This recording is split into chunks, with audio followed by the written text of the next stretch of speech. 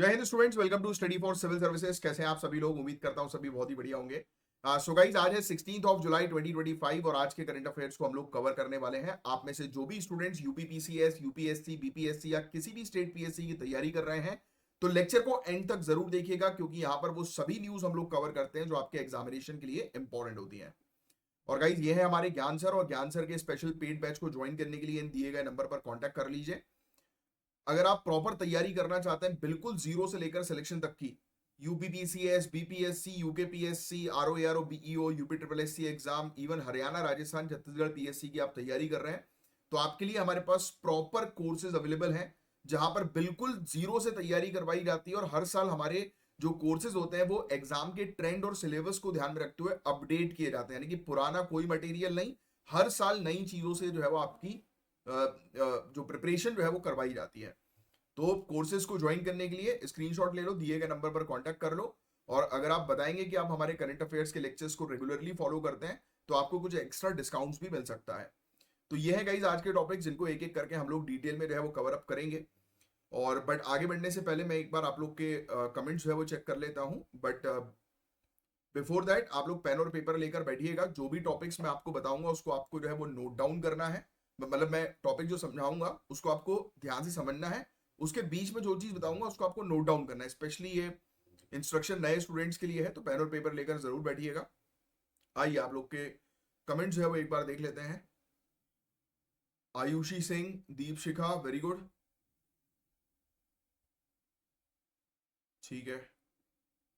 ईशा ठाकुर, उत्तम कुमार, आप भी आंसर्स देना जो है वो शुरू कर दो। कुशल सिंगल, वेरी गुड, बहुत बढ़िया। श्वेता यादव,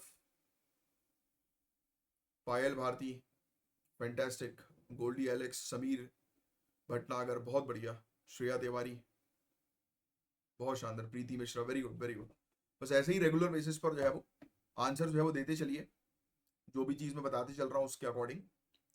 चलिए, अब समय वेस्ट जो है वो नहीं करेंगे। पहला जो टॉपिक है वो प्रीलिम्स के पॉइंट ऑफ व्यू से बहुत ज्यादा इंपॉर्टेंट है। मराठा मिलिट्री लैंडस्केप का यूनेस्को वर्ल्ड हेरिटेज साइट के रूप में इंक्लूजन हुआ है। ये चीज हम लोग को न्यूज में देखने को मिल रही है, इसी के बारे में हम बात करेंगे। ये आर्ट एंड कल्चर के पॉइंट ऑफ व्यू से, आपके जीएस पेपर 1 के पॉइंट ऑफ व्यू से काफी इंपॉर्टेंट टॉपिक है। प्रीलिम्स में डायरेक्टली इससे रिलेटेड क्वेश्चंस आ सकते हैं। Maratha military landscapes of India को यूनेस्को ने इंडिया के 44वां वर्ल्ड हेरिटेज साइट के रूप में रिकॉग्नाइज किया है। लिख लो, इंडिया का 44th वर्ल्ड हेरिटेज साइट जो है वो कौन कौन सा है? Maratha military landscape of India. लिख लेना, मराठा सैन्य स्थलों, यानी कि मराठा के जितने भी मिलिट्री स्पेस है या लैंडस्केप जिसको हम लोग बोलते हैं, यानी कि जहां पर मराठा की मिलिट्री स्टैब्लिश थी, जिनका गढ़ था मिलिट्री का मराठा की, तो उन क्षेत्रों को, उन साइट्स को यूनेस्को ने जो है वो 44th world heritage sites India की जो है वो डिक्लेयर कर दिया है। 44वीं विश्व धरोहर स्थल के रूप में मान्यता दे दी है यूनेस्को ने। लिख लेना भैया। और ये कब हुआ? ब्रैकेट में लिख लेना, 47 सेशन हुआ था वर्ल्ड हेरिटेज कमेटी का पेरिस में, तो उस दौरान ये डिक्लेरेशन किया गया। तो ये फैक्ट आप लिख लीजिएगा, काफी इंपॉर्टेंट है। क्वेश्चन ये भी बन सकता है कि यूनेस्को ने इंडिया के कितने टोटल साइट्स को अब तक वर्ल्ड हेरिटेज साइट के रूप में रिकॉग्नाइज किया? तो आपके पास आंसर आ गया 44, राइट। अच्छा, आप कौन सी स्टेट से हैं उस स्टेट का नीचे कमेंट बॉक्स पे नाम लिखिएगा। उसके आगे लिखिए आपकी स्टेट में अगर कोई वर्ल्ड हेरिटेज साइट्स हैं तो उनके नाम लिखकर बताएं मुझे कमेंट बॉक्स पे। और अभी के अभी तुरंत, नहीं तो बाद में भूल जाओगे। या फिर पेन और पेपर लेकर मेरे क्वेश्चन जो है वो लिख लिया करो। बट ये चीज ध्यान में रहे, आपका हर एक आंसर आपके अलग अलग कमेंट्स में होना चाहिए, यानी कि एक ही कमेंट में सबके आंसर्स मत दे देना, वो फिर रीड मोर करने वाला नाटक होता है। तो मैं क्या करता हूँ, एक एक कमेंट आपके जो है वो देखता हूँ, तो उसपे क्या रहेगा कि आप स्टार्टिंग में देख लेंगे तो मुझे पता लग जाएगा कि हाँ यार ये आपका कमेंट है। अगर रीड मोर वाली कहानी होगी तो फिर वो थोड़ी सी डिफिकल्टी आती, तो इसलिए आप अलग अलग क्वेश्चंस अलग अलग कमेंट्स में किया करो क्वेश्चंस के आंसर।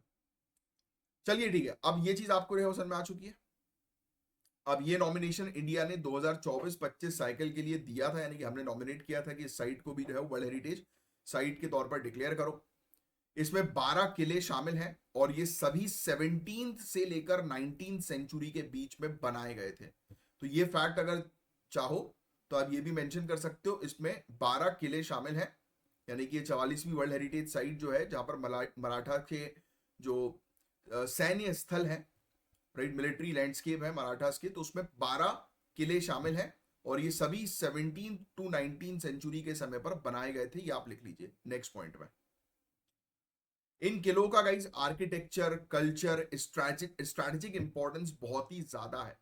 अगर इन किलों की हम लोग जो है वो चर्चा करें, ये किले बताते हैं कि शिवाजी महाराज जी की मिलिट्री विजन और मराठा एम्पायर की डिसेंट्रलाइज मिलिट्री स्ट्रेटजी कैसी थी। तो ये उसकी हमें अच्छे से जो है वो जानकारी देते हैं कि किस प्रकार से मराठास जो है वो स्ट्रेटेजिकली आगे जो है वो बढ़ रहे थे। तो उसका ये किले जो है वो जानकारी हमें प्रोवाइड कराते हैं। अब इतना ये डिटेल में आएगा नहीं, बट अब चीजें जो बता रहा हूं सुनते जाओ। टोटल 12 किले हैं। पता है आपको क्या ये सभी किले महाराष्ट्र के अंदर है? नहीं, ये पूरे ये लिखेंगे आप महाराष्ट्र और तमिलनाडु के अंदर भी एक किला इसमें शामिल है, समझे आप। और ये तमिलनाडु का जो एक किला है उसका नाम भी जो है वो लिख लेना, ये क्वेश्चन आ सकता है और ये तो जरूर आएगा कि अभी जो वर्ल्ड हेरिटेज साइट जो आई, क्योंकि देखो एक कंफ्यूजन यहाँ पे क्रिएट हो रहा है। जनरली मराठास को हम लोग जो है वो लिंक कर देते हैं महाराष्ट्र से, राइट। तो लोग बोलेंगे कि वर्ल्ड हेरिटेज साइट जितनी भी हो महाराष्ट्र में, तो सिर्फ महाराष्ट्र में नहीं है। एक साइट जो है वो 11 किलो में से, टोटल 12 किलो में से 11 जो है वो महाराष्ट्र में है और एक जो है वो तमिलनाडु में। ये बहुत इंपॉर्टेंट चीज है, देखना, इससे रिलेटेड कंफ्यूजिंग क्वेश्चंस बनेंगे। तो महाराष्ट्र के अंदर 11 किले हैं। ये पूरे किलों के नाम याद रख लो यार, कभी कभी ये किलों के नाम ये लोग पूछ लेते हैं। और अब तो ये वर्ल्ड हेरिटेज साइट का हिस्सा है, जो कि सिविल सर्विसेज का मोस्ट इंपॉर्टेंट टॉपिक है, तो आपसे पूछ सकते हैं। सालेर, शिवनेरी, लोहगढ़, कंदेरी, रायगढ़, राजगढ़, प्रतापगढ़, स्वर्णदुर्ग, पन्हला, राइट। तो ये सब नाम थोड़े से जो है वो ध्यान में आपको जो है वो रखना जरूरी है।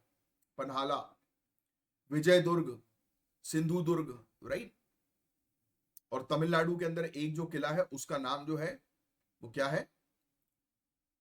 जिंजी फोर्ट, जिंजी किला। तो ये फैक्ट्स जो है वो थोड़े से आपको ध्यान में रखने हैं।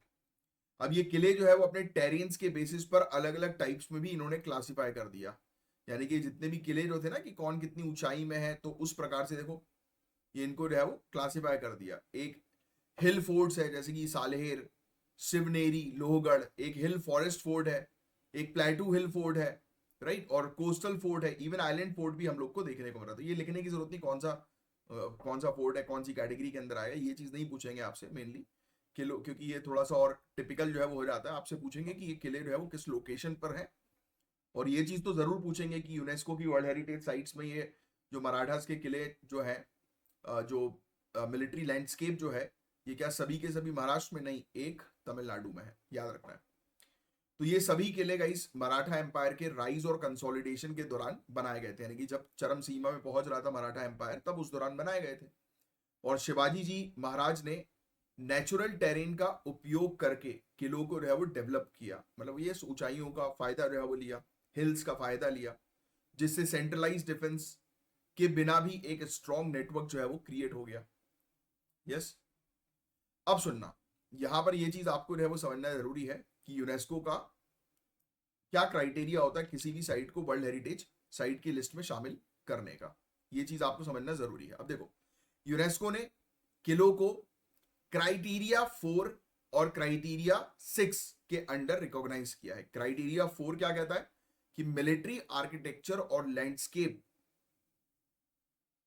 यूज का आउटस्टैंडिंग एग्जाम्पल होना चाहिए कि आपने जो किस प्रकार से उस क्षेत्र का, उस टेरेन का, उस पहाड़ी का कैसे आपने यूज किया। जैसे पहाड़ के ऊपर इन्होंने किले बना दिए, जिससे कि दूर से ही दुश्मनों को जो है वो पता लग जाए कि कहाँ कौन दूर से कितनी दूर से जो है वो आ रहा है। और किलों पे जो है वो लगे रहते हैं गोला बारूद है, वेपन्स, तो डायरेक्टली वहां पर जो है वो अटैक जो है वो किया जा सके, राइट। तो ये चीज हम लोग को जो है वो देखने को मिल रही है। तो यूनेस्को ये चीज देखता है कि भाई इन्होंने मिलिट्री आर्किटेक्चर का कितने अच्छी तरीके से इस्तेमाल किया है, उसकी क्या यूनिक इंपॉर्टेंस है, क्योंकि यूनिक चीजों को ही हेरिटेज साइट की लिस्ट में जो है वो डाला जाता है कि नहीं, जिसकी एक अपनी वैल्यू हो। फिर कल्चरल कम्युनिटी और हिस्टोरिकल रेलिवेंस होना चाहिए, यानी कि हिस्ट्री में भी उसका महत्व होना चाहिए अच्छा खासा, और साथ ही साथ कल्चर से जुड़ा हो।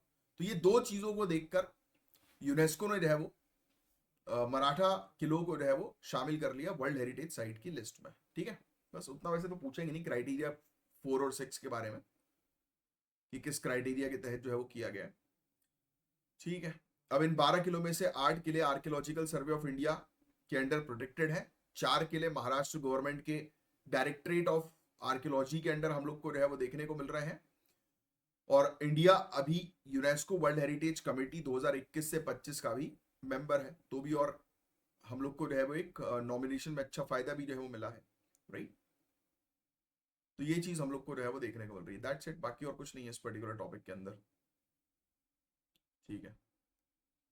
12 किले, 11 महाराष्ट्र के अंदर, एक तमिलनाडु के अंदर, ये चीज जो है वो ध्यान में रखिएगा। और स्ट्रेटेजिक और टेरेन बेस्ड आर्किटेक्चर था इन लोगों का, कि मिलिट्री के पॉइंट ऑफ व्यू से बनाया किलों को पहाड़ के ऊपर, तो ये फैक्ट ध्यान में रखिएगा। और इंडिया जो है वो मेंबर है आज की डेट में, ये वाला फैक्ट चाहो तो लिख लो। बाकी ये वैसे पूछेंगे नहीं कितने किले आर्कियोलॉजिकल सर्वे ऑफ इंडिया के अंदर, कितने महाराष्ट्र सरकार देख रही है या directorate of archaeology and museums देख रहा है, तो वो सब नहीं पूछेंगे, तो इसलिए वो मत लिखो, ये वाला पॉइंट जरूर लिख लो, थर्ड वाला बस। दैट्स इट, क्लियर पूरे पॉइंट्स, ठीक है। अब नेक्स्ट टॉपिक की तरफ हम आगे बढ़ेंगे। अब जेंडर इक्वलिटी का ये टॉपिक है, आपको ऑलरेडी पता है कि आज की डेट में हम लोग को जो है वो देखने को मिल रहा है पूरे दुनिया भर में इस जेंडर इक्वलिटी की, इनइक्वलिटी की प्रॉब्लम को रिजॉल्व करना है, असमानता की प्रॉब्लम को रिजॉल्व करना है। क्या मुझे बता सकते हो कि सस्टेनेबल डेवलपमेंट का कौन सा गोल नंबर है जो इनइक्वलिटी को खत्म करने से रिलेटेड है? मैंने आपको बोल के रखा है कि आपको सस्टेनेबल डेवलपमेंट गोल्स अच्छे से ध्यान में रखना है, पढ़ना है, याद रखना है। बताओ कमेंट बॉक्स में लिखकर। तो सुनिए, वर्ल्ड इकोनॉमिक फोरम ने global gender gap report 2025 release करी है, ये लिख लीजिए आप। ग्लोबल जेंडर गैप रिपोर्ट 2025 किसके द्वारा रिलीज की जाती है? World economic forum. ये क्वेश्चन आपसे जो है वो पूछ सकते हैं ये लोग। भाई मेरा तो ये हो नहीं रहा है मामला, पता नहीं क्या होगा इसको। और इंडिया की रैंक डैश करके लिख लो 131। इस रिपोर्ट में इंडिया को 131 रैंक मिली है आउट ऑफ 148 कंट्रीज, यानी कि बहुत पुअर रैंक है हमारी। जेंडर इनइक्वलिटी के मामले में हम काफी पीछे हैं, काफी ज्यादा। 131 आउट ऑफ 148। ये रैंकिंग हाईलाइट करती है कि हमारे यहाँ बहुत इश्यूज हैं, और ये बात आप जानती हो, अपने घर परिवार में, आसपास मोहल्ले में देखते ही हो आप। वुमेन का वर्कफोर्स पार्टिसिपेशन कम है ही, हम लोग इतने सारे आर्टिकल्स में देख ही रहे हैं, राइट। आज भी आफ्टर मैरिज पढ़े लिखे लोग जो है वो बोलते हैं कि नहीं, will not allow our wife to go outside and work because of insecurity. दिमाग में ही कचरा भरा है, तो कैसे लोग आगे बढ़ेंगे? Trust is the biggest thing in life guys, but yes, अंधा ट्रस्ट इज नॉट। ट्रस्ट करो बट आंख बंद करके ट्रस्ट मत करो, ये ब्यूरोक्रेट की एक क्वालिटी होती है, समझे आप? कि ट्रस्ट करना है बट आंख बंद करके नहीं करना है, समय समय पर टेस्ट करना भी जरूरी है, नहीं तो धोखा ही मिलता है फिर। अब सुनना, रिपोर्ट्स के मुताबिक इन लोगों ने 4 इंडिकेटर्स पर जो है वो काम किया। अभी क्या क्या 4 इंडिकेटर्स हम लोग को जो है वो देखने को मिल रहा है, ये चीज तो आपको जो समझ में आई गई है, वर्ल्ड इकोनॉमिक फोरम की रिपोर्ट आई हुई है ना। अब इन्होंने जो है वो ये 4 इंडिकेटर्स हैं, 4 डायमेंशंस हैं जिस पर रिपोर्ट ने काम किया, लिख लो। और इसमें इसके नोट्स ऐसे बनाना, ये ऊपर लिखना 4 डायमेंशन या 4 मेजर इंडिकेटर्स, ये लिखना 4 मेजर इंडिकेटर्स, डायमेंशन की जगह 4 मेजर इंडिकेटर्स। और ये ऐसे ये बना देना, एक यहां लिख देना 1 2 3 4, ऐसे नोट्स बना लो। ये 4 इंडिकेटर्स के ऊपर बेस्ड ये रिपोर्ट है। क्या क्या देख रही है ये रिपोर्ट? पहली चीज तो देख रही है इकोनॉमिक पार्टिसिपेशन, कि महिलाओं का इकोनॉमिक पार्टिसिपेशन कितना है, इकोनॉमिक अपॉर्चुनिटी उनको मिल रही है कि नहीं मिल रही, उनके लिए स्पेसिफिक जॉब्स रिलीज की जा रही है कि नहीं की जा रही। दूसरा पॉइंट देखा गया एजुकेशनल अटेनमेंट, कि एजुकेशन में जो है वो क्या हायर एजुकेशन में फीमेल का पार्टिसिपेशन है कि नहीं, एनरोलमेंट है कि नहीं, जिसको हम लोग बोलते हैं। तो ग्रॉस एनरोलमेंट रेशियो बेसिकली इसमें देखा जाता है। तीसरा हेल्थ और सर्वाइवल, कि हेल्थ रिपोर्ट जो है वो कैसी है वुमेन की कंपैरेटिवली। चौथा पॉलिटिकल एम्पावरमेंट, कि पॉलिटिकली जो है वो महिला कितनी इन्वॉल्व है, राइट। तो ये 4 चीजों के ऊपर बेस्ड ये रिपोर्ट तैयार हो गई, जिसमें इंडिया की रैंक कितनी है कमेंट बॉक्स में लिखकर बताओ, अभी कभी तुरंत सुनते सुनते लिख दो कमेंट बॉक्स पे कि अभी ये इतनी है, कितनी है 131। याद रखना है, ये क्वेश्चन आएगा, इंपॉर्टेंट है, प्रीलिम्स में आएगा। तो पूरे दुनिया भर के लेवल में 68.8% जेंडर गैप कवर हो चुका है, बट प्योर पैरिटी अचीव करने में 123 साल लग सकते हैं, ये रिपोर्ट बता रहा है। तो सोचो आप, कहा 2023 तक हम लोग जो है वो टारगेट कर रहे हैं, सॉरी 2030 तक हम लोग जो है वो टारगेट कर रहे हैं कि जेंडर इनइक्वालिटी जो है वो खत्म हो जाए, और देखिए आप, रिपोर्ट बता रही है कि 123 साल और लगेंगे जेंडर इनइक्वालिटी को खत्म करने के लिए। अब इंडिया की बात करें, कुछ चीजों के मामले में ये अब याद रखना नहीं है वैसे, तो इंडिया 143rd रैंक आई है इंडिया की इकोनॉमिक पार्टिसिपेशन के मामले में। महिला जो होती है मैन के कंपैरिजन में 1/3 कम जो है वो अर्निंग कर रही है, पैसा कमा रही है, और हो ही रहा है कि वुमेन को जो है वो कंपैरेटिवली मैन के कम इनकम मिलती है सेम जॉब के लिए। यही तो इनइक्वालिटी है, economic inequality, gender based economic inequality. Female labour force participation 25% से भी कम है, ये चीज और बताएगी, लिखने की जरूरत नहीं है। मैकेंजी का एस्टिमेट था जेंडर पैरिटी अचीव होती है तो 2025 तक $770 बिलियन इंडिया की जीडीपी में ऐड हो सकता है, लिख सकते हो ये। मैकेंजी ग्लोबल इंस्टीट्यूट ने ये कहा है कि जेंडर गैप अगर क्लोज हो जाए, यानी कि जेंडर इनइक्वालिटी खत्म हो जाए, तो इंडिया की जीडीपी 2025 तक $770 बिलियन जो है वो इसमें ऐड हो जाएगा। और वैसे भी आपको पता है कि 2030 तक $1 ट्रिलियन जो है वो ऐड हो सकता है अगर हमने सही तरीके से काम करना शुरू किया हमारे युवाओं के ऊपर। Yes, we have discussed yesterday also, और हमेशा ये टॉपिक हम डिस्कस करते ही हैं। तो ये आंकड़े, ये फैक्चुअल इंफॉर्मेशन दिमाग में रखो, ये बार बार रिपीट होते हैं तो याद करो उसको। और अभी तक तो मेरे ख्याल से आई होप कि जो स्टूडेंट्स मेरे रेगुलर हैं तो उनको अभी ये चीजें याद होना शुरू हो गई होंगी। और आप खुद अगर मेरी क्लासेस को आपने 15-20 दिन रेगुलरली फॉलो करना शुरू कर दिया ना, आप खुद देखोगे अपने अंदर इंप्रूवमेंट। और जिन लोगों ने देखा है प्लीज कमेंट बॉक्स पे लिखकर बताना कि आपको जो है वो क्या फील हुआ after taking my classes regularly for 15-20 days. Next हमने देखा यार हेल्थ के बारे में, तो सेक्स रेशियो एट बर्थ अभी भी जो है वो दिक्कत में है, अभी भी प्रेफरेंस मेल चाइल्ड का देखने को मिलता है, जिसके बारे में कल भी हमने अच्छा खासा डिस्कशन किया था। नेशनल फैमिली हेल्थ सर्वे 5 की जो रिपोर्ट थी उसमें 57% महिलाएं जिनकी एज 15 से लेकर 49 ईयर्स की है, उनको एनीमिया की शिकायत है। राइट, क्या होता है एनीमिया, एनीमिया की प्रॉब्लम क्या है, कमेंट बॉक्स पे बताएंगे आप लोग मुझे। राइट, बाद में साइड में लिख लो पेपर में, ठीक है। एनीमिया की क्या होता है इसमें, एक एग्जांपल देता हूँ, रेड ब्लड सेल से एसोसिएटेड है, तो कमेंट बॉक्स पे इसका आंसर लिखकर बताना, मतलब एक हिंट दे रहा हूं आपको मैं। फीमेल हेल्थ लाइफ एक्सपेक्टेंसी जो है वो मेल से कम है, राइट। और बट ग्लोबल लेवल पर ये अपोजिट है, पता है आपको।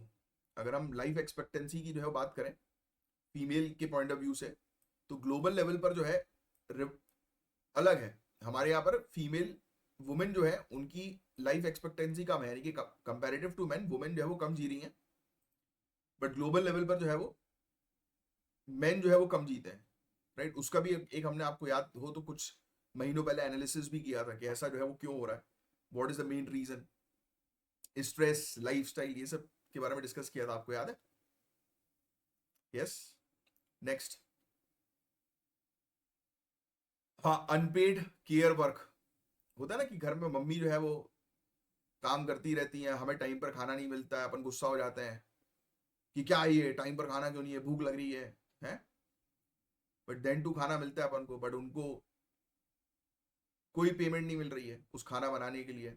और पेमेंट तो दूर की बात है, कई बार हम लोग गुस्से में चिल्ला भी देते हैं कि नमक नहीं है। मैं बहुत करता हूँ, इसलिए मुझे पता है ये बात गलत है, मुझे माना मैंने, बट मुझे मजा भी आता है मम्मी को छेड़ने में यार, मजा आता है कि मम्मी को जो है वो छेड़ो।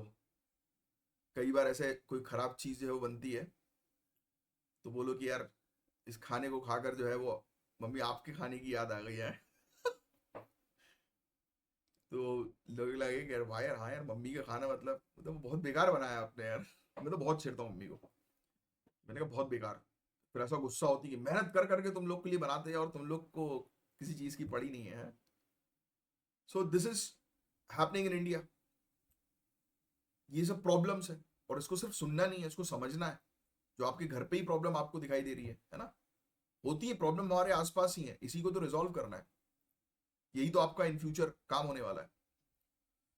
केयर वर्क जीडीपी में इंक्लूड नहीं होता कि भाई घर में महिला है, और ये चीज होती है पता, और ये सब जैसे हम बोलते हैं ना कि खाना पकाना और केयर करना, ये महिलाओं को भगवान ने ऊपर से नेचुरली कुछ फीचर दिया हुआ है यार। ये मैं आपको सच बता रहा हूँ, पता है, ये कोई मैं जेंडर बेसिस पर बायस नहीं हो रहा हूँ, बट मैं जेन्युइनली ये चीज जो है बता रहा हूँ कि जितनी अच्छी केयर एक फीमेल कर सकती है ना, उतना अच्छा एक मेल नहीं कर सकता। That is true.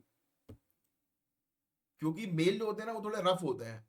अब ये रफ और सॉफ्ट वाली बात नहीं, सॉफ्ट भी होते हैं, मैं भी हूँ कुछ मामलों में सॉफ्ट, बट क्या होता है वो केयर वाली चीज जो होती है ना, तो वो बड़ी वो रहती है कि जैसे कि अब किसी को घाव हो गया, चोट लग गई किसी को कहीं पे, है ना। अब क्या सीन होगा कि फीमेल जो होगी वो उसको बड़े प्यार से जो है वो उसमें मलम लगाएगी, और वो सामने वाला व्यक्ति अगर ऐसा कर दे दर्द हो रहा है तो बोलेगी नहीं कोई बात नहीं, आराम आराम से, है ना, बहुत प्यार से वो केयरिंग होगी। और मेल क्या करता है, अपन लोग क्या, मतलब जैसे मैं अपनी बात करूँ, निकाला क्रीम, सामने वाला बंदा चिल्ला रहा है अरे आराम से, अरे रुक जा यार 2 मिनट यार, दवाई तो लगान दे, है, अपन ऐसे करते हैं। सो है कुछ फीमेल्स में है कुछ इनबॉर्न क्वालिटी है, भगवान ने ऊपर वाले ने कुछ उनके सिस्टम में डाल के दिया हुआ है ये सॉफ्टवेयर, जो हमारे में क्रैश कर गया था। हमारे में भी कुछ कुछ लोगों में क्रैश कर रहे हैं, कुछ कुछ लोग बहुत अच्छे भी होते हैं यार, कुछ कुछ लोग बड़े केयरिंग होते हैं, बट फीमेल्स में तो मैं बोलूंगा 99.9% फीमेल बढ़िया होती है। हाँ ये बात अलग है कि आजकल उनका सॉफ्टवेयर खराब होता जा रहा है, इसलिए गुस्सा आ जाता है, तो हनीमून में समझदार को इशारा काफी है कि क्या क्या हो रहा है। तो यह सॉफ्टवेयर खराब नहीं होना चाहिए, सॉफ्टवेयर सबका सही चलते रहना चाहिए। चलिए आइए आगे बात करेंगे। तो यहाँ पे बात आपको क्लियर हो रही है ना कि भाई, पता है आपको महिला जो है वो, इसमें देखो रिपोर्ट में भी लिखा हुआ है एक चीज बड़ी इंपॉर्टेंट, इंडियन वुमेन नियरली 7 गुना ज्यादा काम करती हैं कंपेयर टू मैन।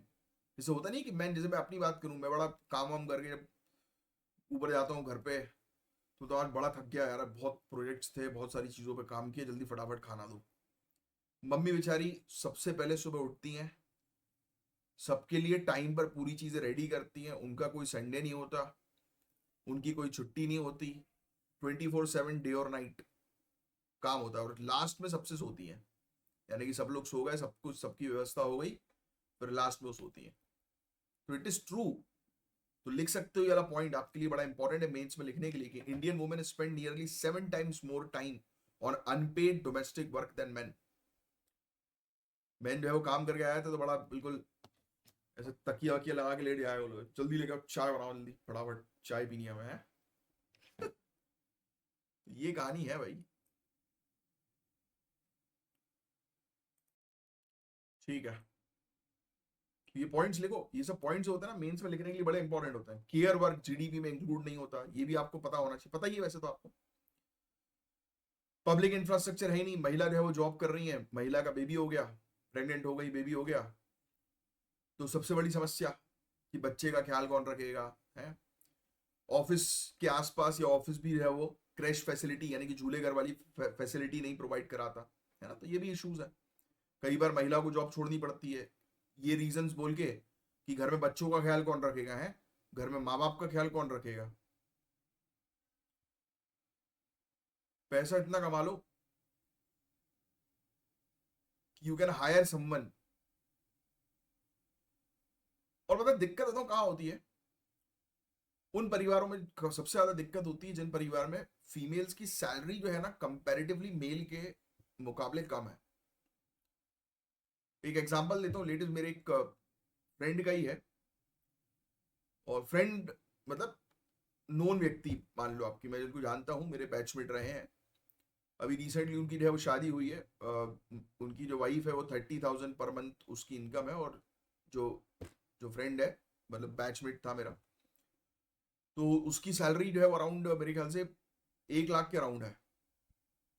अब सीन जो है वो क्या हो रहा है, वो बोल रहा है कि नहीं इसको तो जॉब छुड़वाना पड़ेगा, कि भाई घर बार देखना है ना यार, मैं आऊंगा घर पे तो खाना वाना कौन बनाएगा, और 30,000 अपन कॉम्प्रोमाइज भी जो है वो कर सकते हैं,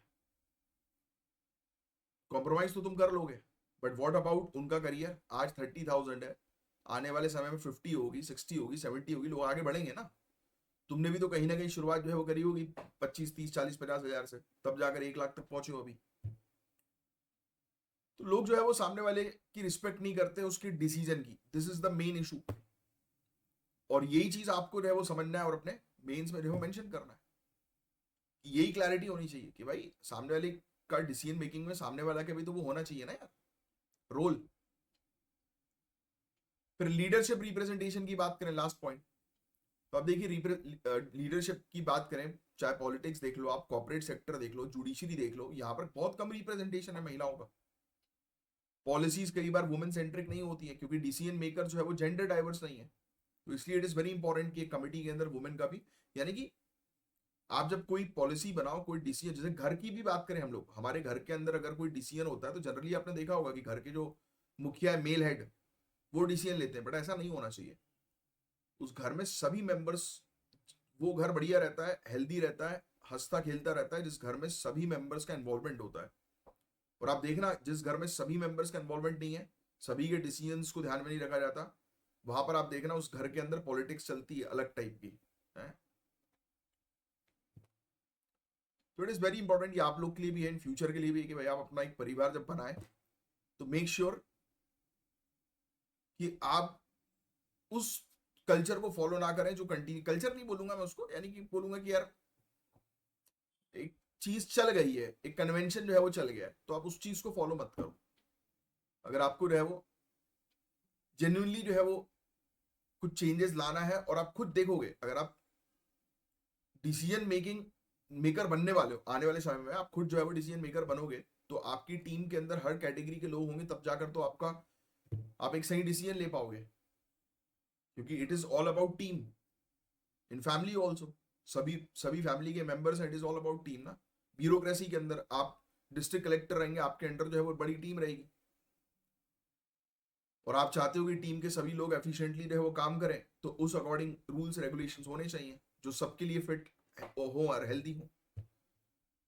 क्या होता है कि कई बार ये जो टॉपिक जो होता है ना, ये हमें दूसरी चीजें भी सिखाते हैं कि कैसे काम करना है, कैसे रहना है। उनमें से एक टॉपिक ये था हम लोग को देखने को मिला। तो जेंडर इनइक्वालिटी से जो है वो क्या हो रहा है, इश्यूज हम लोग को देखने को रहा है। जीडीपी ग्रोथ, जीडीपी की ग्रोथ रुक गई है, गरीबी जो है वो बढ़ती जा रही है, बच्चियों में भी गरीबी, वुमेन्स में गरीबी देखने को मिल रही है, हेल्थ डेफिसिट हो रहा है, हेल्थ कॉम्प्रोमाइज हो रही है ना, एजिंग पॉपुलेशन बढ़ रही है, लो फर्टिलिटी देखने को मिल रही है, और भी काफी सारी चीजें हैं। पॉलिसी सही तरीके से जो है बन नहीं रही, तो हमें क्या करना चाहिए, इन्वेस्टमेंट करें वुमेन्स की हेल्थ के ऊपर, जो प्रॉब्लम है वही सोल्यूशन है। केयर इकोनॉमी को फॉर्मलाइज करें, है ना, अनपेड केयर को भी नेशनल अकाउंटिंग के अंदर इंक्लूड करें, लेबर इंक्लूजन पर फोकस जो है वो करें, राइट, यानी कि फ्लेक्सिबल जॉब्स होनी चाहिए, इक्वल पे लॉ लागू होना चाहिए, equal pay for equal work वाला, जिसके बारे में पहले भी कई बार हम लोग डिस्कस कर चुके हैं। जेंडर बजटिंग पर काम करो, रिप्रेजेंटेशन लेकर आओ हाई लेवल पर वुमेन्स का, है ना। ठीक है, तो ये जो जेंडर गैप रिपोर्ट 2025 के बारे में जो हमने पढ़ा, कमेंट बॉक्स पे लिख कर बताओ किसके द्वारा ये रिपोर्ट रिलीज की गई, देखते हैं कि किसको अभी पता है इसके बारे में। बस यही चीज था इस टॉपिक के अंदर, और कुछ नहीं है, समझने वाली चीज थी बस ये। ट्रेडिशनल मेडिसिन क्या होती है, कोई बताएगा मुझे कमेंट बॉक्स पे लिखकर, व्हाट इज ट्रेडिशनल मेडिसिन। कितनी बार पढ़ा चुका हूं इस टॉपिक को मैं। नेचुरल थेरेपीज, नेचुरल मेडिसिन वो होती है ट्रेडिशनल मेडिसिन, जिसका नॉलेज हमारे घर के मम्मी को होता है, बुजुर्गों को होता है कि गला खराब है, कोई बात नहीं बेटा, मैं तुझे फटाक से जो है वो बना के देती हूँ, क्या बोलते हैं उसको, शहद और कुछ चूड़ा वूड़ा बना के दे, काढ़ा, काढ़ा नहीं, काढ़ा लिक्विड फॉर्म में होता है, एक चम्मच में देती थी मम्मी मुझे, कुछ कुछ बोलती नहीं वो कि ये है, कि जब भी ऐसे कोई सर्दी वर्दी और इस टाइप कुछ इशू आता था ना, तो वो चीज मिलता था, पता नहीं क्या बोलते हैं उसको, याद नहीं आता। दैट इज ट्रेडिशनल मेडिसिन का नॉलेज। तो आपको बता दें यही एक टॉपिक है। अब इसमें एआई को जो है वो शामिल किया जा रहा है, राइट, और ऐसे में भी आप इस टॉपिक से रिलेटेड कुछ चीजें आएंगी जो आप लिख सकते हो। तो वर्ल्ड हेल्थ ऑर्गेनाइजेशन ने एक टेक्निकल रोड मैप लॉन्च किया है जिसका टाइटल है mapping the application of AI in traditional medicine. लिख लेना, वर्ल्ड हेल्थ ऑर्गेनाइजेशन का पहला टेक्निकल रोड मैप जिसका टाइटल, ये पूरा लिख लो। इस रोड मैप का ओरिजिन इंडिया के इनिशिएटिव से हुआ है जिसका नाम था global initiative on AI for health. Very very important, star mark कर देना कि हमारे एक इनिशिएटिव को देखकर वर्ल्ड हेल्थ ऑर्गेनाइजेशन ने ग्लोबल लेवल पर ये इनिशिएटिव लेकर आ गया है कि आर्टिफिशियल इंटेलिजेंस का उपयोग जो है वो किया जा रहा है किस चीज में। अरे यार इसको हटाओ, ठीक है, ये लिख लेना, एआई का इस्तेमाल जो है वो किया जा रहा है किस चीज में, ट्रेडिशनल मेडिसिन में। आओ समझेंगे पूरी चीजों को डिटेल में। ऑब्जेक्टिव क्या है इस पर्टिकुलर पूरे रोड मैप का, ये बोल रहे हैं कि एआई को सेफ, एथिकल और इफेक्टिव वे में ट्रेडिशनल हेल्थ केयर सिस्टम में इंटीग्रेट करना। फोकस होना चाहिए आयुर्वेद, यूनानी, सिद्धा, सोवा रिक्पा, यानी कि आयुष के ऊपर मेनली फोकस करने की इन्होंने जो है वो चर्चा करी है। वही तो ट्रेडिशनल पूरी चीजें हैं भाई। कई बार हमारे घर में ही काफी सारी चीजें जो है वो होती हैं जिसका हम इस्तेमाल जो है वो करते नहीं है। हल्दी वाला दूध पीना जो है वो शुरू करो, इन्फ्लेमेशन की प्रॉब्लम जो है वो कम होगी, राइट। अश्वगंधा का पाउडर मार्केट में अवेलेबल है, लेकर आओ। आप लोग को तो वो उस पर फोकस करना चाहिए, क्या बोलते हैं, ब्रह्मी, ब्रह्मी का पाउडर होता है एक, पतंजलि से ले लो या कहीं से भी जहां से भी आपको अच्छा लगे वो पियो, मेंटल हेल्थ को स्ट्रॉन्ग करता है। और ओमेगा 3, ओमेगा 9, इसको कंज्यूम करना शुरू करो, बहुत बढ़िया है ये, राइट। मेंटल हेल्थ के लिए आपके, तो आप अपनी बॉडी पर फोकस करोगे, अपने हेल्थ पर फोकस करोगे ना, तो देखना आपकी, आपका ब्रेन, आपकी स्किन, आपकी मेंटल पावर सब अच्छी होना जो है वो शुरू हो जाएगी। तो इंडिया के प्रयास जैसे कि ट्रेडिशनल नॉलेज डिजिटल लाइब्रेरी और आयुर जिनोमिक्स को ग्लोबल बेंचमार्क की तरह रिकॉग्नाइज किया गया। लिख लेना भैया, इंडिया का कंट्रीब्यूशन ये है, जिस कंट्रीब्यूशन की वजह से आज वर्ल्ड हेल्थ ऑर्गेनाइजेशन जो है वो एक एक फ्रेमवर्क तैयार कर रहा है कि कैसे हम ट्रेडिशनल मेडिसिन को, और आपको पता ही ऑलरेडी ट्रेडिशनल मेडिसिन यानी कि जो इंडिया से आई हैं वो पूरे दुनिया भर में जो है वो प्रमोट हो रही है आज की डेट में। यस, लोग जो है वो फॉरेनर्स केरला के जो है वो करवाते हैं पंचक्रम और ये सब थेरेपीज, पता ही होगा आप लोगों को, राइट। तो एआई को सेफ, एथिकल और इफेक्टिव वे में ट्रेडिशनल हेल्थ केयर सिस्टम में इंटीग्रेट करना, ये इसका मेन ऑब्जेक्टिव है। ये बस मेनली जो है वो आप ध्यान में रखिएगा, ये जो लिखा हुआ है, राइट। एक रिस्पॉन्सिबल उपयोग होना चाहिए एआई का हेल्थ केयर के अंदर, राइट। पता लगे आप उससे पूछ रहे हो कि खांसी की दवाई जो है वो कैसे ठीक करें, उसने और बैंड बजवा दी, ऐसा नहीं होना चाहिए, राइट। ठीक है, इंडिया के कंट्रीब्यूशन के बारे में मैंने आपको ऑलरेडी जो है बता ही दिया है। आयुर्वेद की किताबें हमारे पास, यूनानी की, योग की किताबें, इसको डिजिटलाइज हम लोग ने जो है वो कर दिया है इस सिस्टम के थ्रू, जो मैंने भी आपको बताया ना, ये जो लिखा है traditional knowledge digital library, TKDL।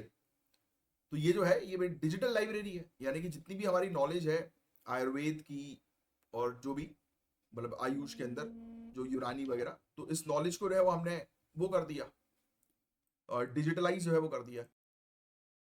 तो हमने क्या किया, डिजिटलाइज जो है वो कर दी पूरी चीजों को।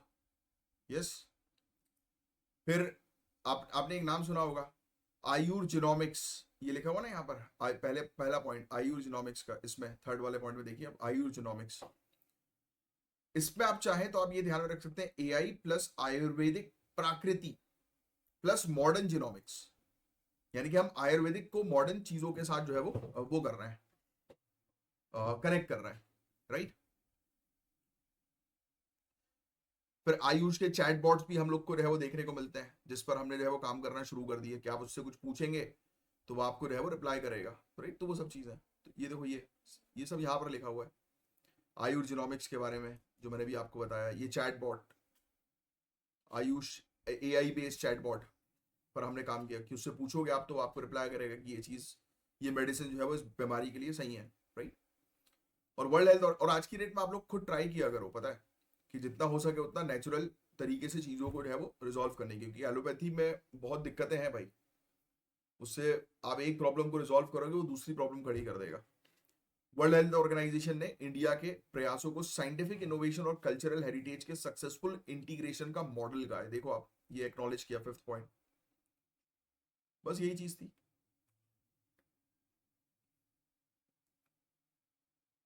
चलिए,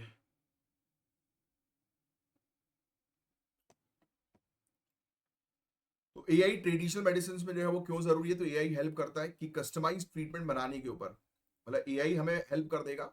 फॉर एग्जांपल आप उसको बता दो कि आपको ये प्रॉब्लम जो है वो हो रही है, तो वो एक कस्टमाइज ट्रीटमेंट आपके लिए तैयार कर देगा आपकी बॉडी के हिसाब से, राइट। तो ये एक अच्छी चीज है जिस पर अभी काम जो है वो चल रहा है, और इसको बट एथिकल बनाना जरूरी है, क्योंकि उसमें अगर कोई प्रॉब्लम हुई तो सामने वाला ठीक होने की जगह टैब हो जाएगा, ठीक है। जड़ी बूटियों का आइडिया होगा इसके पास, पूरा डेटा सेट जो है वो इस पर रेडी जो है वो किया जा रहा है, प्रॉपर इंफॉर्मेशन इस पर जो है वो डाली जा रही है, क्योंकि अल्टीमेटली डेटा का ही खेल है। अगर डेटा प्रॉपर तरीके से डाला गया तो उस अकॉर्डिंग वो प्रोसेसिंग करेगा। बट यस, एआई में एक सबसे खतरनाक चीज ये है कि वो सेल्फ जो है वो जनरेशन करता है, राइट? आपको पता होगा इसके बारे में, चैट जीपीटी वगैरह आपने पढ़ा हो तो, पढ़ा ही है हमने पुरानी क्लासेस में, राइट? तो सेल्फ जनरेट करता है डेटास वगैरह को, तो उसमें वो गड़बड़ी ना करते, तो इसलिए उसको कमांड करना या उसको कंट्रोल करना, मॉनिटर करना बहुत ज्यादा जरूरी है। यही चीज है इसके अंदर, और कुछ नहीं है। चलिए, अब नेक्स्ट जो है वो इलीगल चाइनीज फायरवर्क इंडिया से रिलेटेड ये टॉपिक है गाइस। स्मगलिंग हो रही है, बहुत सारे ऐसे फटाके हम लोग को देखने को मिल रहे हैं जो चाइना से आते हैं, जो इलीगल है, राइट?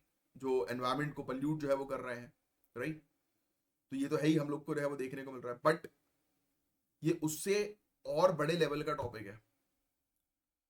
डायरेक्टरेट ऑफ, पहले तो ये लिख लो, डायरेक्टरेट ऑफ रेवेन्यू इंटेलिजेंस ने 35 करोड़ के बैंड चाइनीज फायर क्रैकर्स को सीज कर दिया। देखो, सबसे पहली चीज तो ये लिख लो आप, ये एंटी स्मगलिंग ऑपरेशन एक हम लोग को जो है वो देखने को मिला। ऑपरेशन फायर ट्रेल, ये लिख देना आप, ऑपरेशन फायर ट्रेल, ये नाम था इसका। क्वेश्चन आ सकता है ऑपरेशन फायर ट्रेल किससे रिलेटेड है, तो चाइनीज फटाके जो है 35 करोड़ के, उसको जो है वो सीज कर लिया डीआरआई ने, 35 करोड़ के फटाकों को।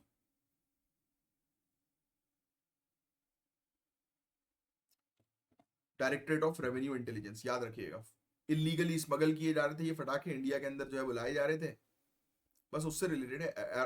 लगभग 100 मैट्रिक टन के फटाके जो है वो सीज किए गए। 7 बड़े बड़े कंटेनर्स मिस डिक्लेयर्ड आइटम जैसे mini decorative plants, plastic mats के नाम पर इंपोर्ट हो रहे थे, यानी कि बड़े से बक्से के अंदर प्लांट्स बोलकर जो है फटाके लाए जा रहे थे।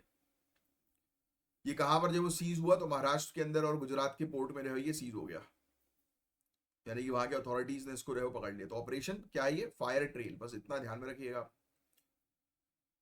जो मैंने भी आपको रह बताया, बाकी और कुछ नहीं है इसके अंदर। यहां पर कासेस, पता होगा आपको, स्पेशल इकोनॉमिक जोन, कंडला का, कांडला, ठीक है।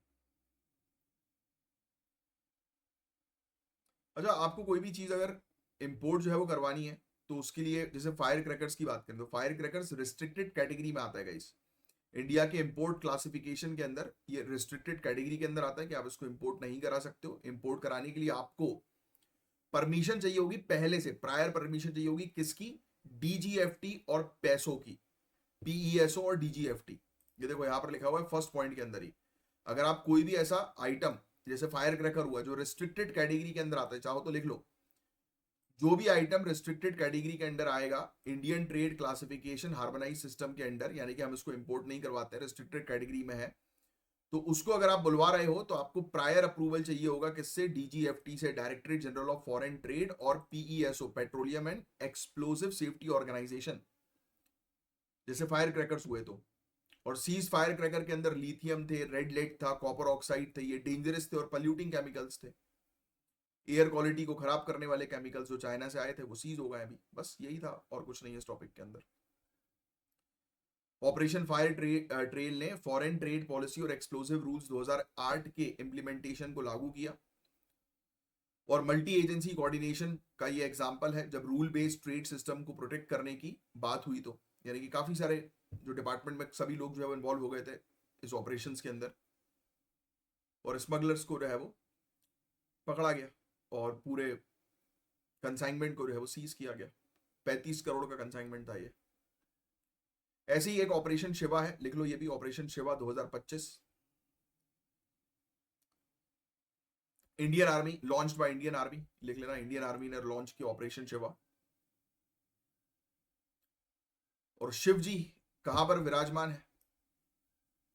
कैलाश पर्वत, अमरनाथ यात्रा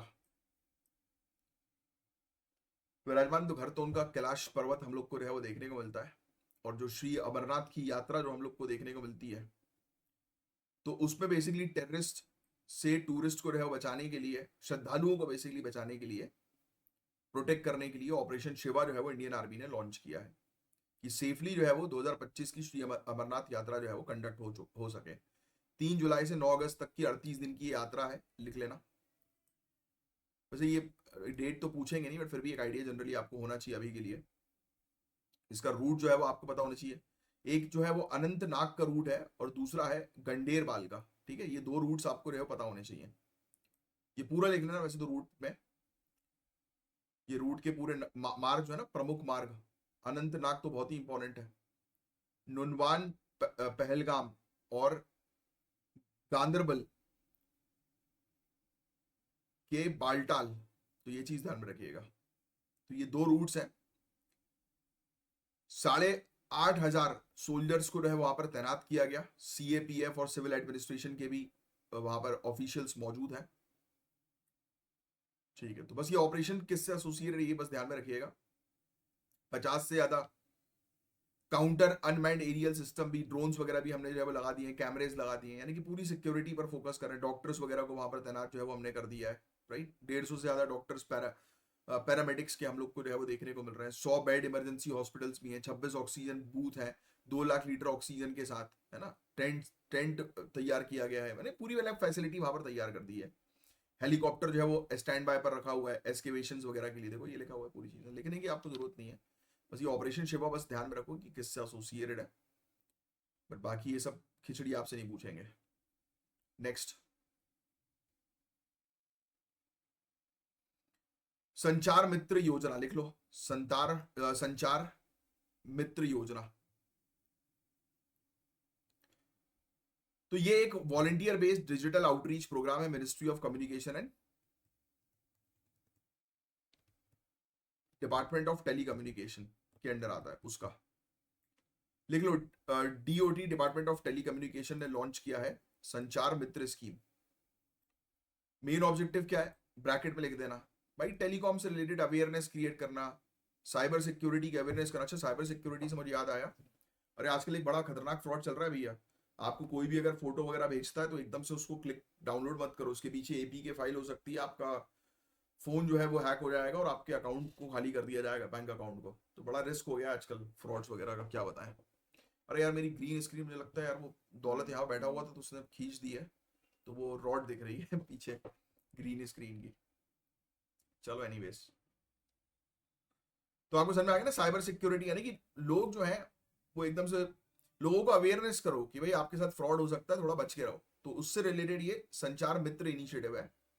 टेलीकॉम रिलेटेड अवेयरनेस क्रिएट करना है, डिजिटल सेफ्टी पर ध्यान देना, है ना, ये है। यहाँ पर इंजीनियरिंग के स्टूडेंट्स हम लोग को जो है वो देखने को, देखो लिखा हो ना, 18 इंजीनियरिंग कॉलेजेस को भी इसमें शामिल किया गया। इंजीनियरिंग स्टूडेंट्स को डिजिटल एम्बेसडर्स यानी कि संचार मित्र बनाया जाएगा। लिख लेना, संचार मित्र कौन है, मतलब जो कम्युनिकेट करेंगे भाई, जो लोगों को अवेयर करेंगे। कॉलेज जाने वाले जो स्टूडेंट्स हैं वो अपने घर में पेरेंट्स को, आसपास के लोगों को अवेयर करेंगे। जैसे आप लोग को मैंने आज बताया कि ये फ्रॉड चल रहा है भाई, ऑनलाइन फोटो डाउनलोड ना करें नहीं तो बैंक अकाउंट खाली हो जाएगा, बता दो सबको। तो आप भी संचार मित्र बन गए, और क्या। ये student 5G 6G cyber security, AI, EMF, radiation safety ऐसे टॉपिक्स पर ट्रेन किए जा रहे हैं। नेशनल कम्युनिकेशन एकेडमी इनको ट्रेन कर रही है। राइट, अवेयरनेस कैंपेन चलाए जा रहे हैं, ऑनलाइन ऑफलाइन दोनों ही। राइट, लोगों को प्रमोट किया जा रहा है कि लोग जो है उनको डिजिटल सर्विसेज की जानकारी हो, साइबर सिक्योरिटी की जानकारी हो, कैसे खतरों से बचना है उसकी जानकारी हो। तो अवेयरनेस कैंपेन चलाए जा रहे हैं, है ना, बस और कुछ नहीं है। स्टूडेंट्स को शामिल जो है वो किया जा रहा है।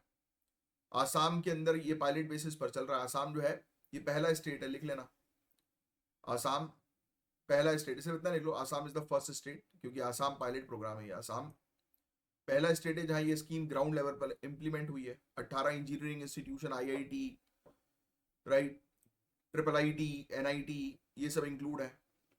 बस और क्या है, दैट्स इट। साइबर सिक्योरिटी को मजबूत करना, अवेयरनेस क्रिएट करना। वन हॉर्न राइनोसोरस से रिलेटेड एक क्वेश्चन है, ट्राई करो वीडियो को पॉज करके इसका आंसर देने की। बड़ा इंपॉर्टेंट क्वेश्चन है। आईयूसीएन की रेड लिस्ट में कौन सी कैटेगरी के अंदर है ये तो आपको ध्यान में रखना ही है। Vulnerable, not endangered. ठीक है, तो ये इसका एक्सप्लेनेशन है भाई, वीडियो को पॉज करके एक बार एक्सप्लेनेशन देख लेना। ग्रेट वन हॉर्न राइनोसोरस कहां पर पाए जाते हैं, इंडिया नेपाल में, है ना, याद रखना है। इंडिया के अंदर आसाम में हम लोग को देखने को मिलता है, काजीरंगा नेशनल पार्क में। यस, आईयूसीएन की रेड लिस्ट बहुत इंपॉर्टेंट है, वल्नरेबल कैटेगरी में। ग्रेजर होते हैं, वेटलैंड्स ग्रासलैंड्स में पाए जाते हैं mainly. One horn rhinoceros Hindi में दरियाई गेंडा बोलते हैं ना इसको, राइनोसोरस को, if I am not wrong. Comment box में बताना मुझे। मुझे लग रहा है ये गेंडा एक सींग वाला गेंडा ना, एक सींग। दरियाई गेंडा को क्या होता है? दरियाई गेंडा भी नाम सुना है मैंने। दरियाई गेंडा नॉर्मल गेंडे को बोलते हैं शायद दरियाई गेंडा। ये एक सींग वाला गेंडा है। ठीक है भाई, सेस्मिक सेस्मिक जोन्स आपको पता होना चाहिए। If I am not wrong seismic zone 2, 3, 4, 5 से स्टार्ट होता है। यस, कमेंट बॉक्स में मुझे बताना, और आज ही रिवाइज करना अपनी ज्योग्राफी के अंदर सेस्मिक जोन्स के टॉपिक को। ठीक है, और उसके बाद फिर ये क्वेश्चन देने की कोशिश करना, जीएस से रिलेटेड क्वेश्चन आया ही आज। ठीक है, that's it. Digital personal data protection act से रिलेटेड ये क्वेश्चन है, ट्राई करिए इसका आंसर जो है वो देने की। मैं थोड़ा सा हट जाता हूँ, क्वेश्चन पूरा देख लो, ये लो। ठीक है, बस गाइस आज के लिए इतना ही था। अब मैं साइन ऑफ करता हूँ, मिलूंगा आपसे नेक्स्ट लेक्चर में, तब तक के लिए bye bye, take care, have a great day ahead. जय हिंद, जय श्री महाकाल।